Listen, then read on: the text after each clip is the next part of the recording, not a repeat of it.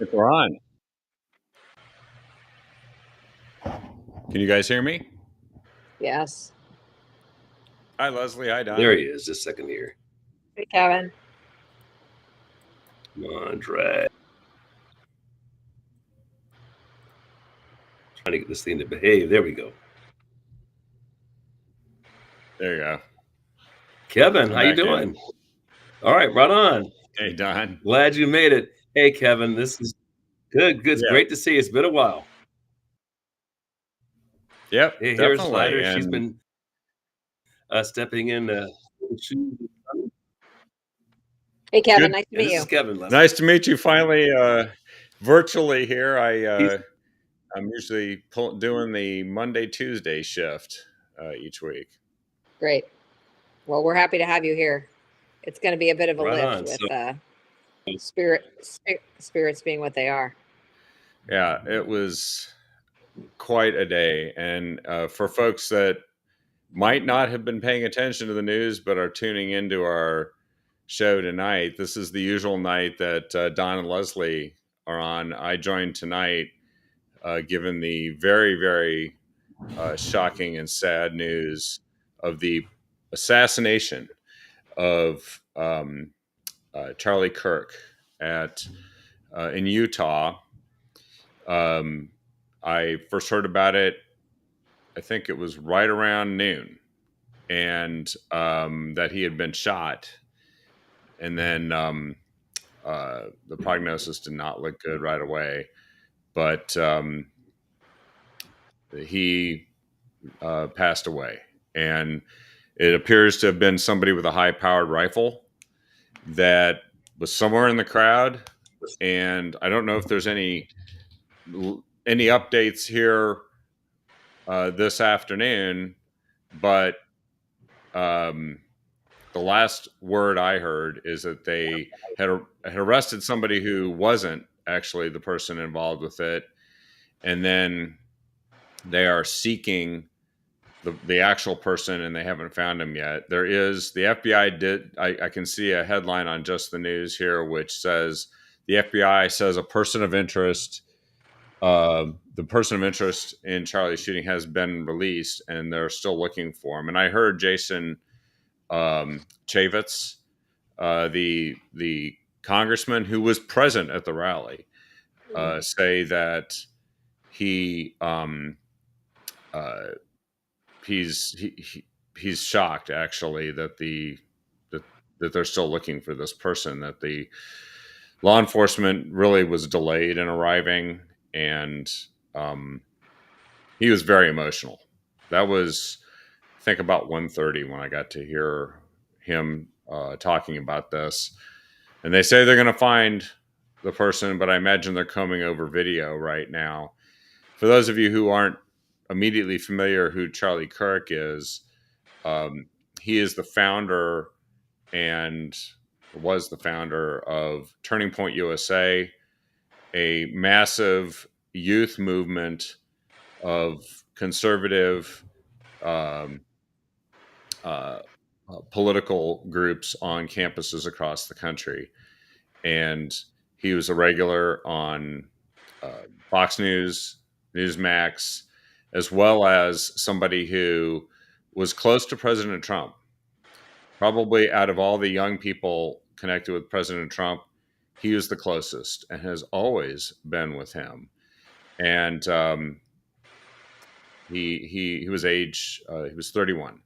It was Utah Valley University in Orem, which apparently is Jason Chaffetz's district that he represented when he was in Congress. And it is not really hostile territory politically, although universities can be their own place. But there were thousands of people there, and I've seen the video. It is just horrific. It is just gut-wrenchingly awful. It makes you sick to see it. The rally had just started. It was, I think, the first of a new set of rallies that was going to be going on about renewing America's promise, the big comeback for America. And It was scheduled to be stopping in 9 states and give students the tools to push back against left-wing indoctrination in academia and reclaim the right to free speech.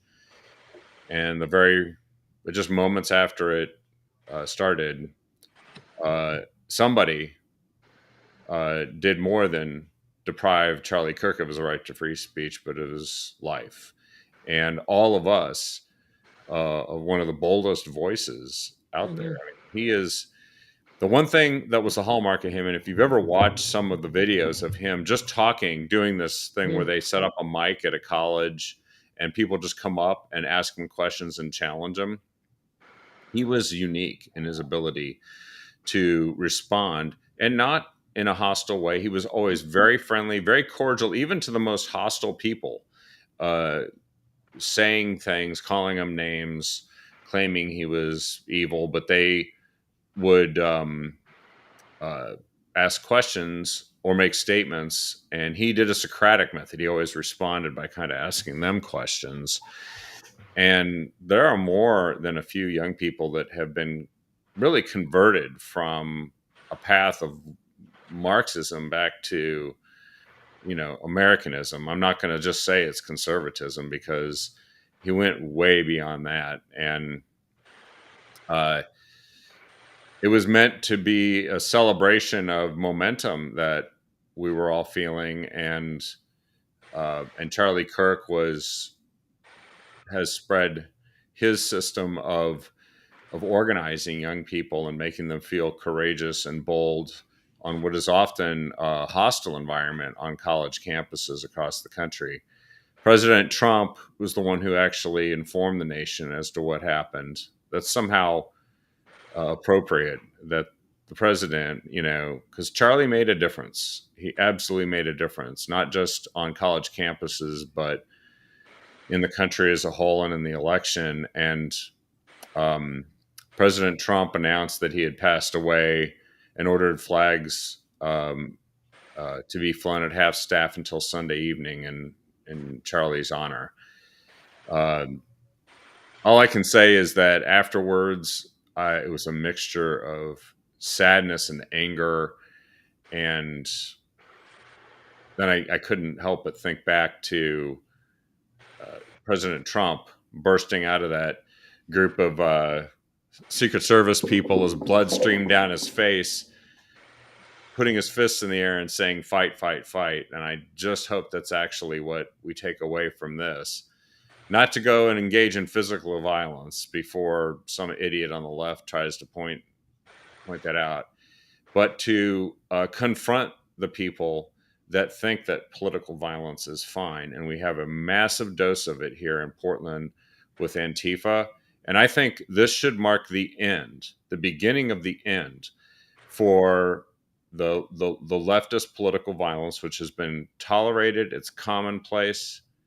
And now we know it's destructive and deadly.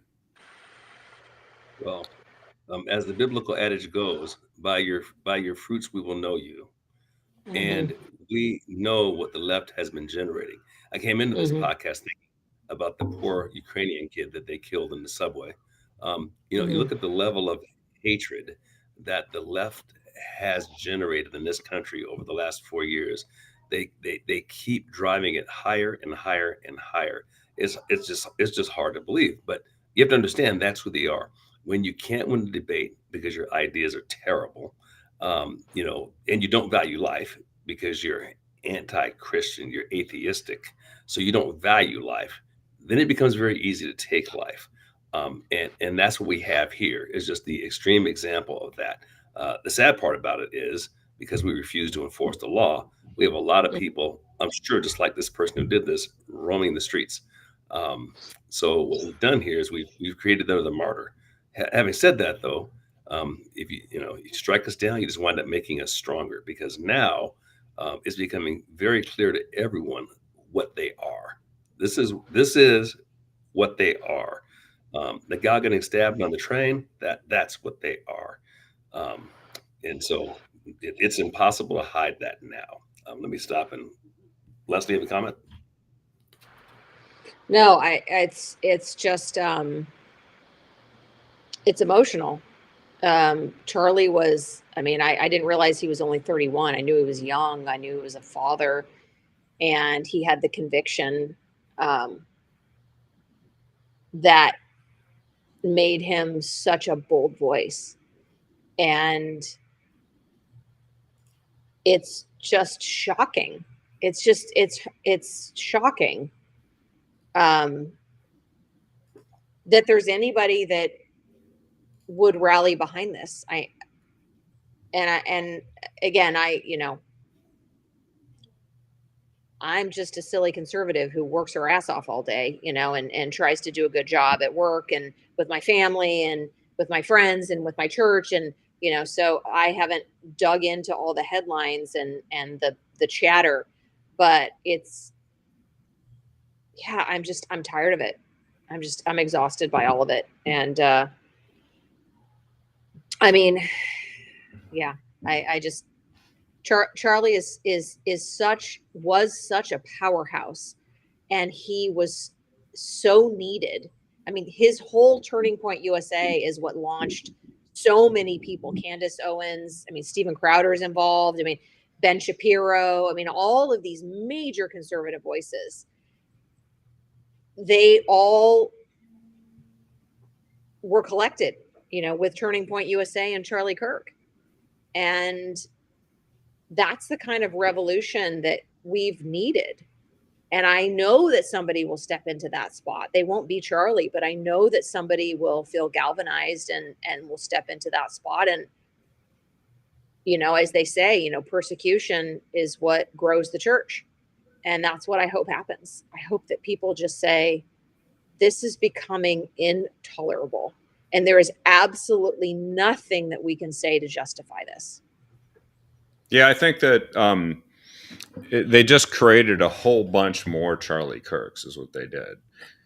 Because some people, I always like to tell people, I've said this for a couple of decades in trying to organize volunteers and get them involved with campaigns, is our opponents aren't the Democrats. It's our opponents are apathy and complacency. Does it matter? And doesn't matter if I do anything about it. Mm-hmm. And moments like this, I think, will cause some people who thought that violence was a way to settle this to give pause. And hopefully, some of the people who blithely dismissed as just protests the violence that is engaged in every day, like outside the ICE building here in Portland. I don't think it's going to last very long, by the way. I think something's going to be done very soon. But the people who dismiss it or tolerate it or just simply allow it to happen, figuring they're responsible for this type of stuff. Mm-hmm. Mm-hmm. And now it's time for them to be held responsible and for action to be taken to end the political violence that it's been dismissed as not indicative of how the Democrat Party operates. But from what I've seen in Oregon, Antifa is the militant wing of the Democrat Party.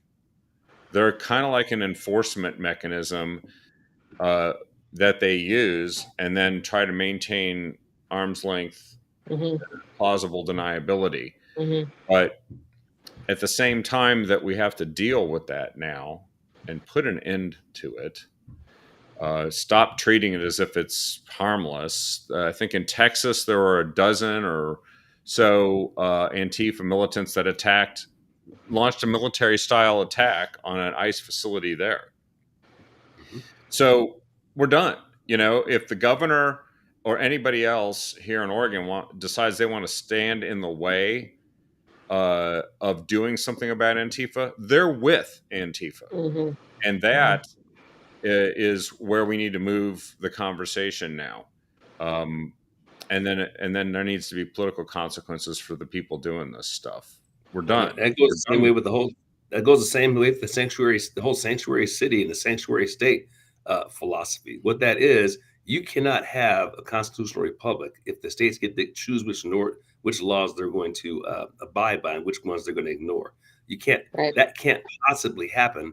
We've already fought one war caused by the Democratic Party, by the way, over this Yeah. very issue, and here they are pushing us to the brink of yet another one. And one other thing I would add to this is this goes back to, I'm always brought back to that statement or saying, but I think it was President Adams who said, you know, this constitutional republic, I'm paraphrasing, can only work for moral people. It cannot work for an immoral people. If you think about the logic of that, if we're going to have a system where we're going to debate our ideas in the marketplace of ideas, and sometimes your ideas are going to lose, and sometimes you're going to win, it takes a moral person to be able to accept those losses, go back into the fight, try to sell people back on your idea, then get back in the game in 2 years or 4 years. That's a very moral thing. And if you lack morality, because the basis for civilization has been destroyed, that is your family, and almost every single time we see a mass shooter or somebody doing, like, the family's been destroyed, religiosity has been completely taken out of their lives. The place where we raise citizens to be civilized is within the bosom of a family and a moral code delivered to them from a church. They don't have that. Nature abhors a vacuum. It's going to fill it with something, and what it's going to fill it with is, in this case, just the pure evil of having politics be your god. And that's what we have with these people, and we got to get back to that. And the first step is the first job of government is to protect the citizens. That is the first job, whether it be domestic. You don't have any other rights. Right. You don't have any other rights if you aren't alive. If you're under physical threat of violence or death, you don't have freedom of speech, freedom of religion. You don't have any of those things. Yeah, that guy who killed Tony Kirk, he shot all of us. Yeah, this was aimed at all of us. That's why this really is, given the setting, the circumstances, this was a terrorist incident. I'm just going to spell it out plain. And we should treat it like whoever was associated with the person who did this, who assisted them, aided them, abetted them, should be brought up on federal terrorism charges for conspiring to essentially terrorize people into thinking you can't have a rally, you can't have, you can't speak to a large group of people. Watch out, we'll kill you. This is what they're saying, and so this is an attack on an entire movement, because that's the reason why they would go after him specifically. Yeah. Well, there was, when you talk about suppression of free speech, I don't know if you all heard the religious liberty hearings that have been going on the last couple of weeks, but it's sort of the second hearing concluded with Trump addressing the nation at the museum, the Bible Museum, and there was a young participant at that press conference that actually came from my hometown, Encinitas. His name is Sean Encinas, which sounds a lot like Encinitas, but that's actually his last name. And he was a fifth grader, and he actually sued our little elementary district in the last 12 months because as a fifth grader, he was asked to read this book that was like promoting homosexuality, and gender fluidity to his kindergarten little buddy. And he didn't like it. And so he came home and told his dad, and his dad came back to the school and complained about it. And the kid got in trouble at school. The parent was ostracized and, cut out of things.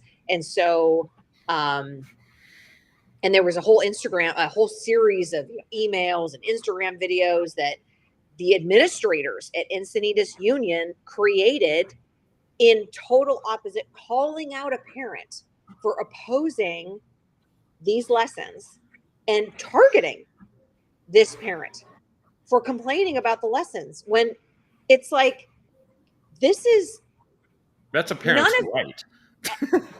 Like, what does this have to do with reading? Again, like, this is not what should be happening in schools. And you have a child, you're supposed to be all about the children. I mean, Encinitas would always talk about the holistic, child and holistic, education of the child. I mean, it's just like, it would just make me lose my sanity sometimes. But when because I was on the board for 4 years in Encinitas Union, and I would just hear these like Looney Tunes, on the left and the right of me.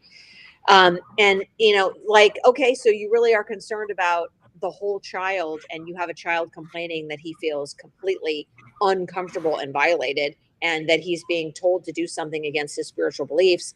And what do? You shame and shut down his entire family and him as a child. So I was I was excited to see that this little guy was now being featured, at a press conference with Trump, and that, Trump's now, he's really taking these things seriously. I mean, the whole reason why our country was founded was based on religious liberty. I mean, those families on the Mayflower were all trying to find a place where they could express their beliefs without persecution.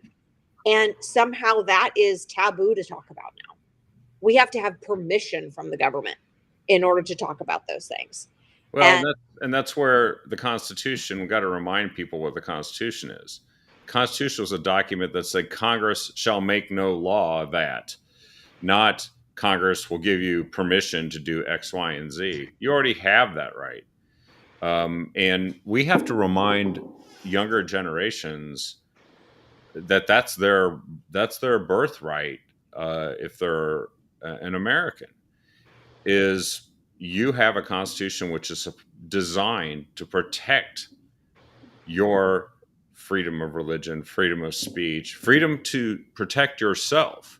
And of course, I think one of the things we're going to hear, I haven't paid attention enough to the statements from Democrats today. I don't know if I really want to hear some of them, because the ones who say stuff, they mean it, and then tomorrow they're back calling Trump a dictator and a king and all that. But I think that much of what we're going to hear from them is they're going to blame guns. yep. Which this wasn't, a gun didn't sneak itself into the crowd and shoot itself. That's not what happened. And in all honesty, you don't protect anybody by taking away the right of law-abiding citizens to protect themselves. This was not self-defense. This was offense. And so it couldn't be more clear. And I think that we're going to hear that. And we're also going to hear, they're going to start saying, well, he was kind of a firebrand. He did get really controversial. He upset a lot of people. Maybe they need to be more careful about upsetting people. I totally disagree. Mm-hmm. I think that the only way through all of the difficult problems that we have is vibrant and engaged and honest debate and dialogue, which is what he championed. And people saying you have to tone down. I mean, I'm not saying that you need to engage in like expletives and gratuitous ad hominem stuff. No. But somebody says, well, you really shouldn't maybe touch that issue. Don't talk about trans people, because that's grouping them all together. And it's like, no. We're talking about this issue because we now have a trend. We have at least a couple of instances where a shooter who was trans had an ideology that they're going to go and kill somebody because of how their decisions about how they are perceived gender-wise are viewed by others. That's what they're going to do. Well, the minute they crossed the line and started deciding that they were going to kill somebody, that doesn't invalidate my right to talk about this issue, but that's what they're going to say. They're going to say, you can't do that. He should have been more careful. We're going to hear that.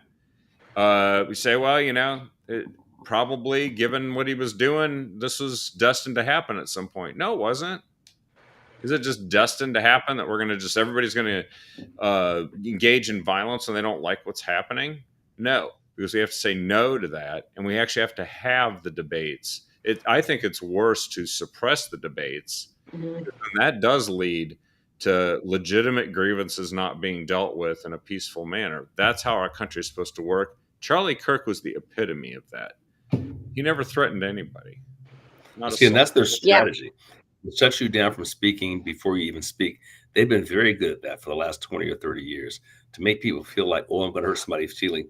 There's no way you can have a discussion about anything of significance without the risk that somebody's going to be uncomfortable. That's the nature of debate and discourse. But you have to, again, I go back to, you have to have a moral code that teaches you to control your emotions so that you can engage in those kinds of debates and discussions. That you and I can have a debate or a discussion around something and disagree, and then leave as as rivals, but still but still be civilized about it. I think one of the most famous debates of recent lore, anyway, was that between Ronald Reagan and Tip O'Neill. They'd be seen in Washington D.C. They'd go to the club and have a beer afterwards and have debates all the time. We've seen to have left all that behind in the last 20 years because the left has gone utterly Marxist. Radical. And one of the completely radical. And this is the point in time because I think it's so significant. It was Senator Kane, who's the Democrat from Virginia, who I was going to lead with this before we had this event, but he basically said that rights don't come from God. And he said this from the podium, and it was a response to, I can't remember who the conservative speaker was. He's saying it was, so a person was quoting the Constitution. Our rights don't come from God; they come from the government. Are you kidding me? What could be more foundational than the Declaration of Independence written by Thomas Jefferson? We hold these truths to be self-evident that all men are created equal. So you got to be created, you got to be a creator, and endowed by these rights, right? That don't come from man; they come from God. And that is what has made this country unique. So we are citizens, not subjects. Marxists, by definition, want us to be subjects. You get to Yeah. speak and say only we want you to speak and say, and that is what we have to fight against. Well, that ties right into the same vein as Joe Latipo in Florida, who said, we're going to start banning, or we're no longer going to require any of these vaccines, and Mm. that you get to decide, not the government or some medical agency, that you decide what goes into your body, what goes into your child's body. It's free will, it's autonomy, it's freedom, it's all of the things that we're founded on, and we've just slowly, little by little, given it up, given it. Well, it makes sense that we should relinquish our rights in this situation. Well, and it's just like, we should not relinquish our rights ever. I mean, The word Yeah, the mandates shouldn't even. Constitution. When you hear the word mandates, every American should cringe. I remember hearing that. What do you mean mandate? We're Americans. You can't just one guy comes along and mandates something. That's not how this system works. I can't believe how no, many people have forgotten that. Yeah, no, we had 4 years of somebody who thought that authoritarianism, real authoritarianism, was fine. He just had to figure out how to get away with it politically, but that was it, and he did it. And and then they turn around and they call Trump an authoritarian, when in fact all the things that you're supposed to do in our constitutional republic, he's doing it. And if somebody disagrees with it and thinks they have a legal, they challenge it in court, right? And then it goes through the legal system. Or he is Trump is actually operating in the way you're supposed to operate as a president, but he's also there to solve problems. And so he's not sitting around giving mealy mouth lectures to people about why, well, we really can't do anything about that right now, or it's going to take a long time. He looks for a way to make it happen, and he follows the law and the Constitution. Um, this is going to take some time to explain to the people who have been propagandized by the left, who think yeah, that that because somebody takes strident action within their legitimate powers, that they're a dictator, a king, or an authoritarian. No, just even if you think Joe Biden wasn't as um, uh, uh, bold in his manners, the way he acted, you can be a quiet, sinister authoritarian even when you've only got half a functioning brain. You can still be an authoritarian, and he had that one down. But this is where I think that the language that has to change is when Democrats say stuff like that sounds like fighting words, that, and they are directing people or encouraging people in that direction. Let's not forget, a bunch of congressmen, including Steve Scalise, were shot up by a Bernie Sanders Mhm. reporter or a Mhm. supporter at a Yeah. baseball field. Yeah. You know, um, And then where were the Rand riots after? Paul's So, Rand Paul was attacked while cutting the grass Yep. at his house by where are the another conservative? Yeah, leftist and radical. where are the conservative riots that are supposed to happen? So we saw it happen in Minneapolis. The left loses their mind. But those two events you just talked about, there was no conservative riots. This gal that gets killed in a subway by a guy screaming, "I'm killing a white girl." No Yeah. riots, no nothing. I'm not saying we should. I'm just making the stark comparison between the two. They've been on the murderous rampage. The drop of a hat, they'll want to riot and Mhm. destroy entire cities. Meanwhile, Mhm. the conservatives we continue to behave that Mhm. because we're governed by a moral code and they are not. Yeah. Yeah. I I was just perusing some of the posts here, and there's actually a really good one. I'll just share it. It's on X. It's from Robert F. Kennedy Jr. He goes, "Once again, a bullet has silenced the most eloquent truth teller of an era. My dear friend, Charlie Kirk, was our country's relentless and courageous crusader for free speech. We pray for Erica and the children. Charlie is already in paradise with the angels. We ask his prayers for our country." And it's a picture of RFK Jr., Trump, and Charlie Kirk. And look, RFK Jr. was, and I think it might still be, a Democrat. This just shows that people can actually see and perceive, and I think he has a special view of this, given his family history. Um, that you actually have to, you can't take this just sitting down. You actually have to fight back. You actually have to persist. Um, there's another post here which is really good. It said, "All stood up to Democrats, all were shot." It's a picture with Trump in the middle, Abraham Lincoln in the up top, uh, Ronald Reagan, JFK, and Charlie Kirk. And actually, JFK did stand up to Democrats. He wasn't on the same page with them about what they were doing in the South with discrimination and separate but equal, right? Yeah, I'm quite sure. he's the one who That called bad. in. Yeah, he's the one who called in the National Guard when George Wallace was pushing back against the Central Eight, Central High Eight, He also Well made said. a public statement Nine, about the getting Central Nine. he also made a public statement about getting rid of the CIA because of what they did in Cuba, and I do believe that was what ended him, and RFK, I might add. So the Democrat Party is, if people really knew and thought about the evil history of the party, it's just amazing. What I'm amazed actually is that Republicans at their national convention don't walk through their history. This is the party that started slavery. This is the party that started Jim Mhm. Crow. This is the party that started the KKK. This is the Mm-hmm. party that you wouldn't believe the outrage and protest when Theodore Roosevelt, a Republican, invited Booker T. Washington to have dinner with him and be the first black man to have dinner in the White House. The party that dropped the atomic bomb on another country. It wasn't the Republicans that did that. Whether we think it's right or wrong, it was Democrats that dropped that bomb on the Japanese and put Japanese in concentration camps. You just go down the line. Who stood in the schoolhouse door? That was Orville Faubus from Arkansas who stood in that schoolhouse door, and those kids had to be marched in by National Guard troops by Eisenhower, I might add, a Republican. It's just unbelievable. Not to mention the infamous statements of LBJ. I'll have those ends voting Democrat for the next 100 years by putting them on food stamps. And what happened? That's precisely what happened. And none of this history, and there's a bunch of other things I could cover. That's just off the top of my head. How come this isn't common knowledge? We need to be much more aggressive in saying those things. I'm just waiting for somebody on the national stage at a convention to give that history so people know who's been destroying you. It wasn't Republicans that did this stuff. That's been Democrats. Martin Luther King Jr., according to his niece, was a Republican, and it makes perfect sense because the people that were opposing the Voting Rights Act of 1964 weren't the Republicans; it was the Democrats. And people It's don't know this just stuff. who needs to.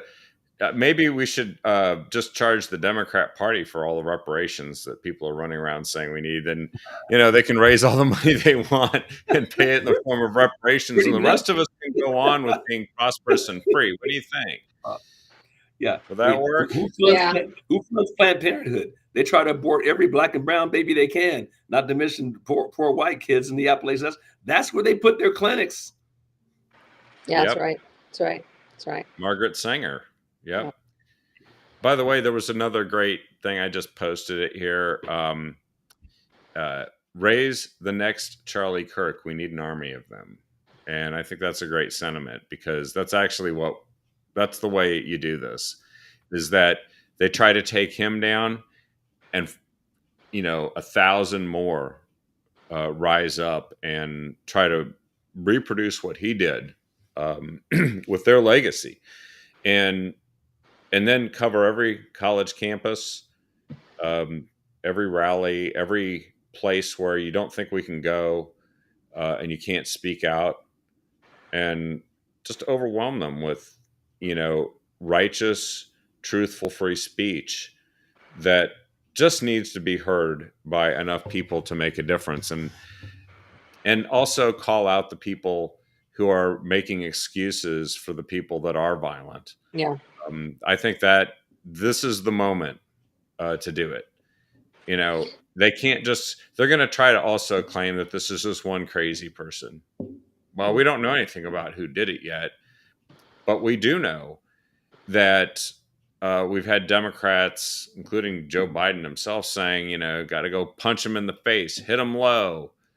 What was that? Obama said, if they bring a knife, you bring a gun. Yeah, and Maxine Waters, she had some invocation of violence too, and they do it on a regular basis. Now, I understand that some of this speech is figurative, but It's apparently some of their supporters aren't getting the symbolic side. Well, why? But why? Why even use that? I mean, Yeah. what's going through your mind that you would refer to violence as like an activation? I mean, it's just so base to me. I don't understand that, and it's unforgivable to me. They should urge people to speak out and share their opinions, whatever it is. But there should be some unity in condemning the violence here. And I want to see how long this unity lasts. It's interesting that tomorrow is the 24th anniversary of 9/11. And I think it's one of the few times that people who are alive in recent memory can recall a sense of unity in the country. And I think this is actually an opportunity for unity, but not for lack of boldness and clarity, just like 9/11. If you lack boldness and clarity on 9/11, after 9/11, you weren't much use to the country, And I think this is what we're heading into right now. Is that I hope this starts a dialogue. Still there, and I hope it's the end of the groups that think that organized political violence is going to be fine. Yeah, I mean, that's when it comes. I see Lori Shaw's comment about the rhetoric is feeding the myth. 100% true.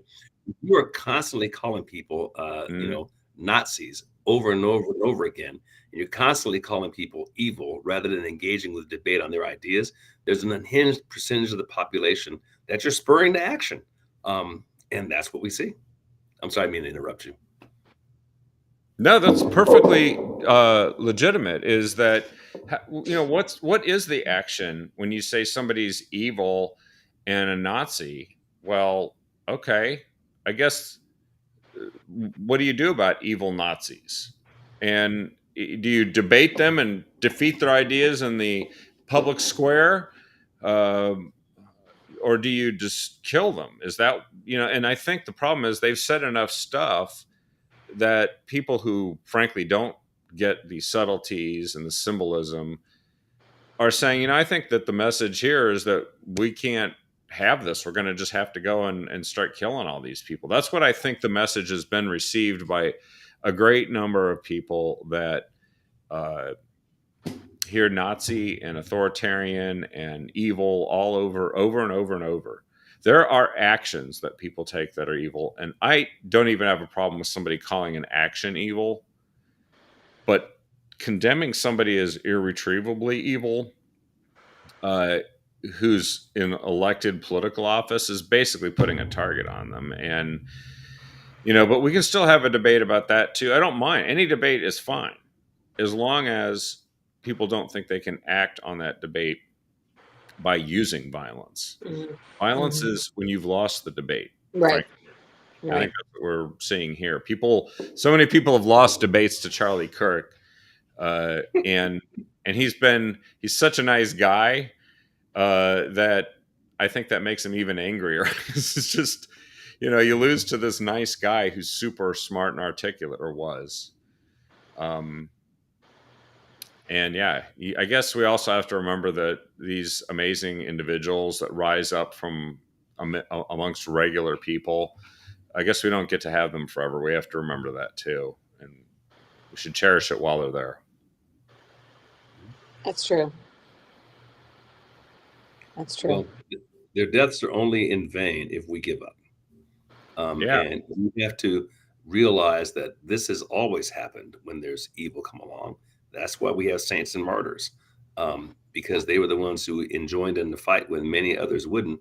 And we wouldn't have the freedoms we have now if it wasn't for 56 people who risked all to found this country. And not to mention that literally thousands of people, maybe hundreds of thousands, who've lost their lives fighting for Defending it. it, Yep. Yep. defending it. And it's just basically, my wife and I were talking about this the other day. It just happens to be our turn. Thank goodness I didn't have to go to like World War II or Korea like my dad, or Vietnam like my brother, or any of that stuff. Just the fight I get to go into is a different one. In some ways, more dangerous, because this enemy is the enemy of the mind. It's harder to see sometimes. And there's a party that invented the concept of canceling people. This is the ultimate effort to cancel somebody today, and we should view it that way. It's not just violence; it really was designed to impact the entire society, and and deprive us of a measure of free speech that we were reminded how important that was. And of all places, college campuses, that should be a place where people aren't shooting at each other. Yeah. They should be debating anything, and anything should be okay to debate. You know Not what? the stuff where you get canceled and neutralized and designated as hate speech because somebody disagrees with you. I'd love to see a whole group of university presidents come out and condemn this and open the door wide to anybody who wants to have an open conversation and debate any side of any issue. I think this is an opportunity for these presidents who've been creating a culture, or at least supporting or allowing a culture like this to exist on their campus. They need to step forward and say, we're not doing this. If you're faculty, if you're a student, you're not welcome here unless you are open to ideas.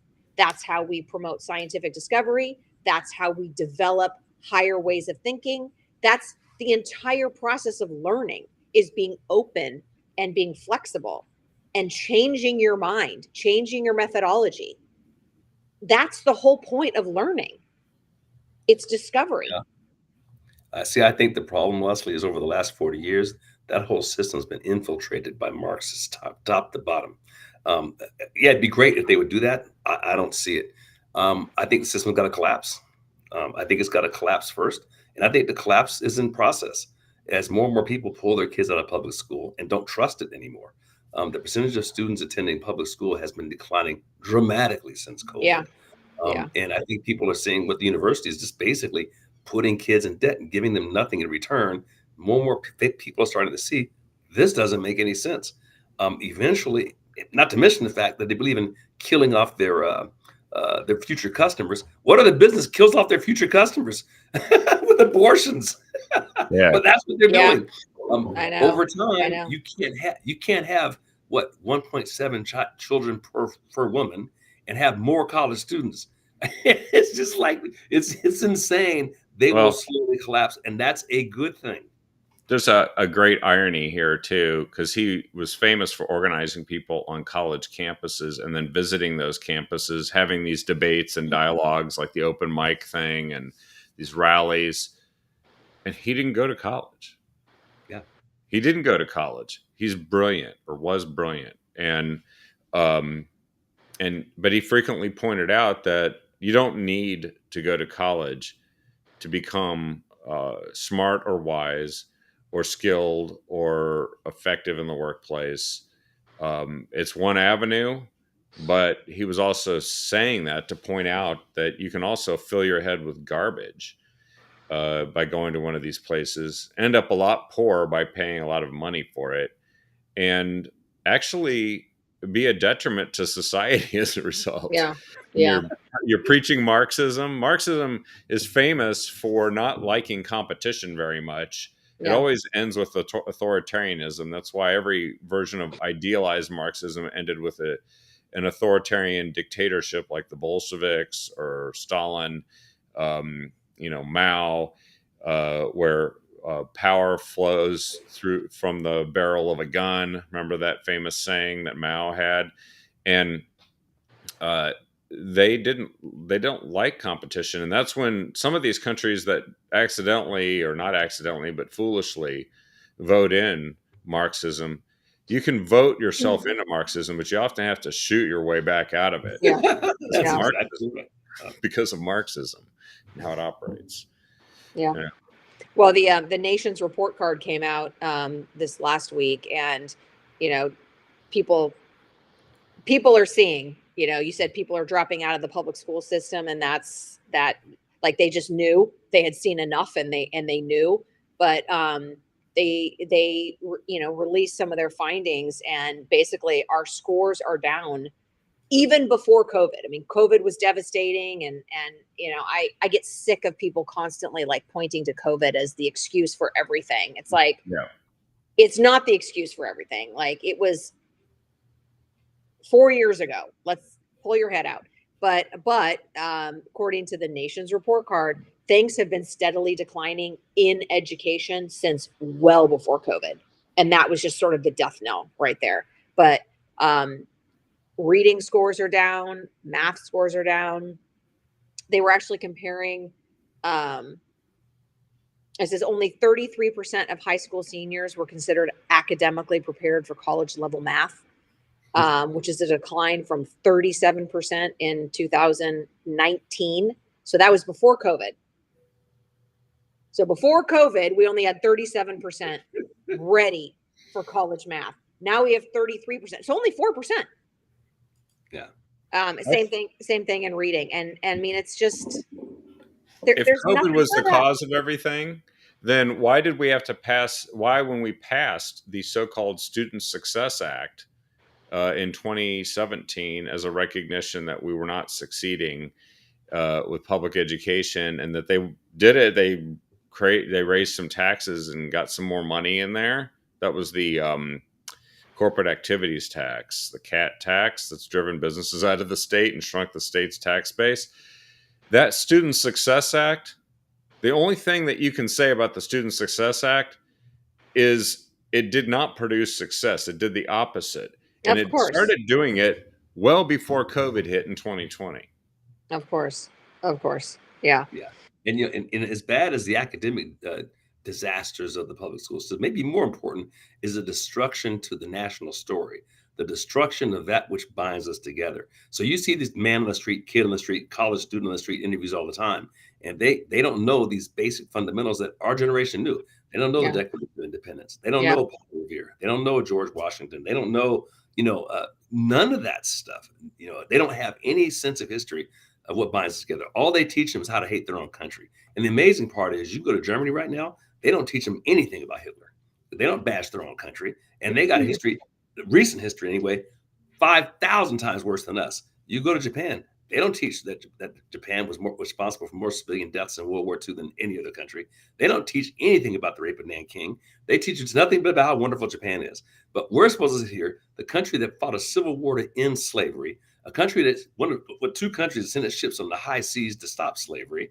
We don't teach anything about the amazing things this and how much better off the world is because the United States has come into existence. A country that gives more by far than any other country in the world to prevent disasters and help and ships Yeah. food all over the world. We don't teach any of that. We just teach how to hate America. It's Yeah. insane. That's right. Nobody And else then, does. and then we wonder why people are depressed and anxious and checked out, and they don't trust each other, and they can't connect, and um, yeah, And no gratitude. Everything's always this is the problem with the materialistic atheism. Everything's 100% about who got what. That's all it focuses on. Same with Marxism. The whole thing, even like we talk about college, is all about material success. When if you go back to the founding of the concept of the Declaration, what was it? In the pursuit of happiness. That's not what they meant in that century's definition of pursuit of happiness. It was pursuit of virtue. It wasn't pursuit of getting stuff. Yeah, we're going to put you in a position to improve yourself materially, but more important than that was improving in virtue. They understood that. And you can't just pursue stuff. We see it with people who get rich suddenly all over the place. Their lives are miserable, and they usually look at the train wrecks you see in Hollywood or in the professional music circles or in acting or professional sports. Who wants to have their lives in like that? They almost never live to their natural life expectancy because it's wealth gotten too fast without the moral underpinnings necessary to hold the whole thing together. So again, back to fundamentals again. yeah, yeah. I don't know if you saw Don and Kevin that so I mean I work at a school, and so we've been dealing with AI for a while. I mean every industry, we've all been dealing with AI for 20 years, but people just didn't know that that's what was going on, in your chat bot and in your that little email that you got after you abandoned your shopping cart. That's all machine learning, that's all AI, right? But now all of a sudden it's available to consumers, and so people are aware, and they're freaking out. But I've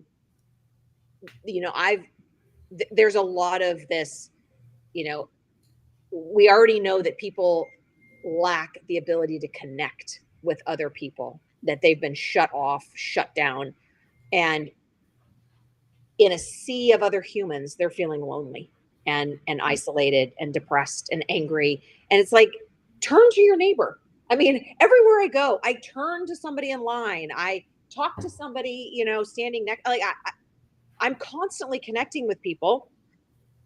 I don't think nobody thinks I'm weird as far as I know. I mean, they all seem like happy to engage, but we've somehow forgotten the I don't know, the ability, or maybe people are just becoming too afraid to engage. And so now they're turning to AI, and it's beginning a bigger and bigger and bigger problem. And, these companies, Zuckerberg and Altman, they're not, you know, taking responsibility for what their product, it's almost like, everybody's so mad at the gun manufacturers because they're killing people.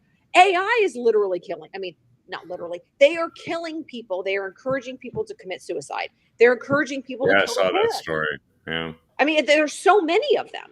And I was telling Dawn a couple weeks ago, I actually have a friend who's a strong Christian friend who was telling me on a walk one day that she's using AI to talk about her problems. And I just thought, what in the world are you doing? I mean, for goodness sakes, like everybody know. I mean, who think about it, right? I just think about how are they going to commercialize that information. I wasn't even thinking they're going to manipulate it to turn me against, my mother or my children or whatever. But young people who don't have the maturity and have not had the life experience to know what real connection means, what a real dialogue means, they get into these conversations and they form a bond, a love for these chatbots. And so, and it's intense, and it's so much that, they're being counseled by the AI bots in the same way that a typical abuser does, cutting them off from family, cutting them off from friends, I'm the only one who understands you. And these people don't have any life experience to know that's dangerous and fake. And so that's what we're building our societies on. Yeah, AI doesn't love you, just like the government doesn't love you. And it doesn't operate off of a deeper understanding of identity and moral codes. Now, maybe they will try to add in some sort of moral codes or subroutines or something to these. I don't know. I mean, No, of course they won't. They have social media. Social media is they'll say still that. predatory after all of these years, and we've had it for when did MySpace start? Like in late 80s. It's still 40 years later disgusting, right? People will say, "Oh, it's like, well, it's the way that I stay in touch with my family. It's the way that I know what's going on with my friends." How do you think people did it before? Like it's Well, like, oh, we need a Common Core math. Really? How did we get to the moon before Common Core math? I mean, how see, did here, how did we sail across the ocean before Common Core math? it's strategically dangerous. It reminds me of, I think Milton Friedman wrote a book called Small is Beautiful. And one of the things, and this wasn't a key take, one of the things I came away from the book, though, as you thought about it, was when Lenin wanted to take over the Soviet Union, what he did was he said, he who controls the telegraph and the railroads controls the country. So that was the technology lynch points. Find the strategic lynch point, and you can manipulate a ton of people, right? Yeah. So what happened in this country was we put all our kids in the same educational system. They're all in this one system. That's a strategic lynch point. He who controls that controls the future. So we started letting other people literally raise our kids. And in the media, same thing. Strategic lynch point. They control all the communication. Big data, strategic lynch point, right? So the key to fixing all of this is small is beautiful. Raise your own kids. Educate your own kids.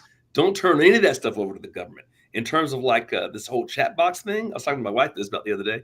Remember in college when you used to have to do blue books to answer questions? You hand wrote the answers, right? What you have now is an epidemic of cheating because these kids just get the answers and they write essays online and you can't even tell whether it's them or whether it's this chat box. No, you have to hand write that puppy, just like the old days. And somebody has to read it. We need to go back to that. Paper and pencil, face-to-face conversation. You got to take this thing and throw it out the window when it comes to academics. But basically, again, it's back to the fundamentals, back to the smallest unit, and the smallest unit is the family. Again. Yeah, but we also need to be training our teachers, professors, business leaders.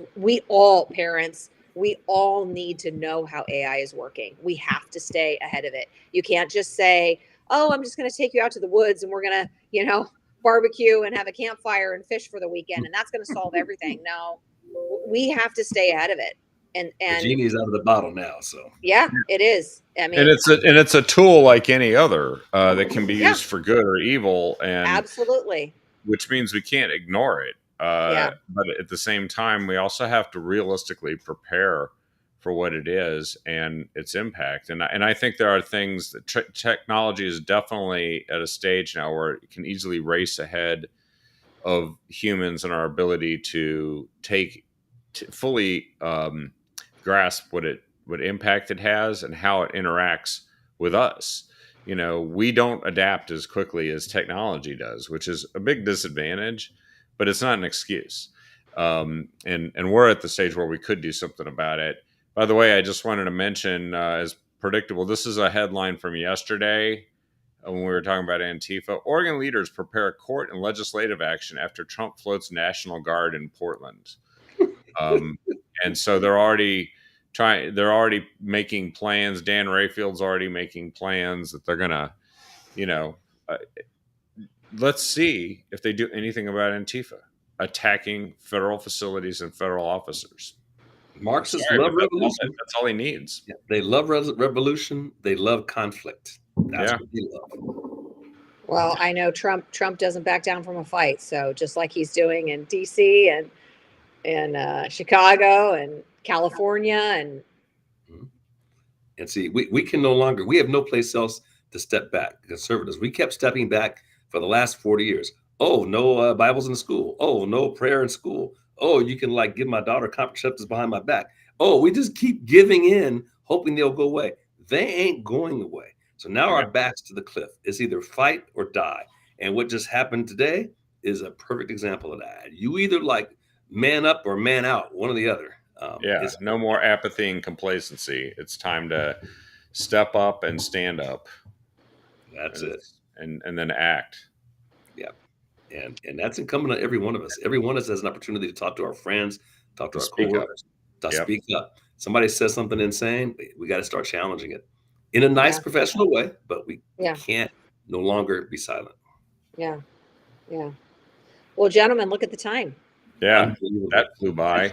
But we'll pray for Charlie's family and for our nation, because I mean, this is really affecting everybody. But your heart really just aches for his family, and they're already making a sacrifice, having him do all the stuff he was doing, for the country, and now they've lost him, and so have we. And so let's remember him, and then let's make sure we raise up an army of Charlie Kirks.